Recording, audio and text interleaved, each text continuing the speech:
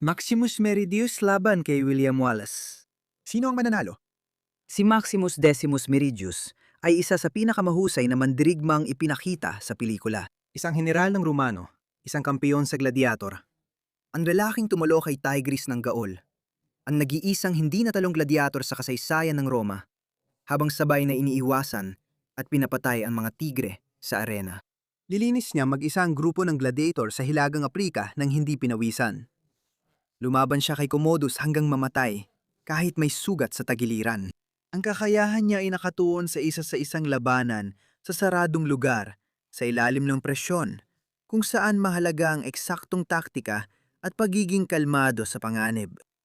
Hindi biro si William Wallace, isang dambuhalang mandirigma na sumikat matapos patayin ang isang Ingles na sheriff at hindi na tumigil mula noon. Ang paggamit niya ng claymore sa Braveheart ay mabagsik at nakakatakot. Purong agresyon na sinusuportahan ng napakalaking pangangatawan. Pinamunuan niya ang mas maliit na puwersa ng Scots sa tagumpay sa Stirling, Gamit ang matinding talino sa taktika at hinikayat ang mga tao na lumaban ng mas matindi.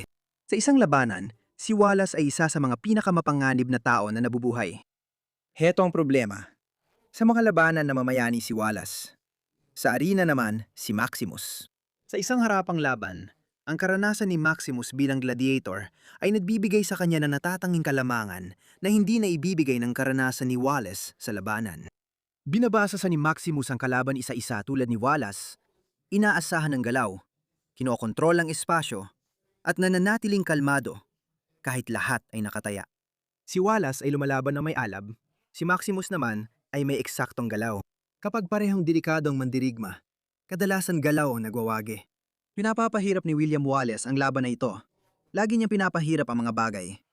Pero sa buong karera ni Maximus, nakalaban at natalo na niya ang mga lalaking katulad niya. Panalo si Maximus.